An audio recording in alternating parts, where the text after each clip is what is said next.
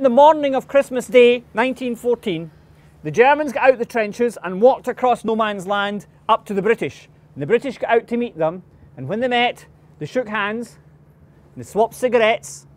The British gave the Germans rum, the Germans gave the British schnapps, German brandy, and then somebody suggested they play a game of football. Have you ever heard of that famous Christmas truce? That's where it happened, in that field over there. Until the officers behind the lines, British and German, heard what was happening, and they were furious, because whichever side stopped fighting first would lose the war.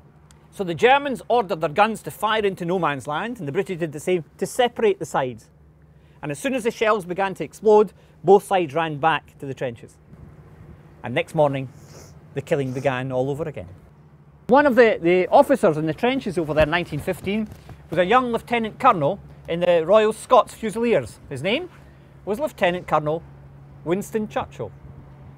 While Winston Churchill was over there, Adolf Hitler was down here. Can you imagine the irony of all those millions of soldiers all over here? The Führer of Germany and the Prime Minister of Britain were within a couple of dozen yards of each other. Gassed last night and gassed the night before. Gonna get gassed again if we never get gassed anymore. This is a 3-inch shell. 3 inches, you measure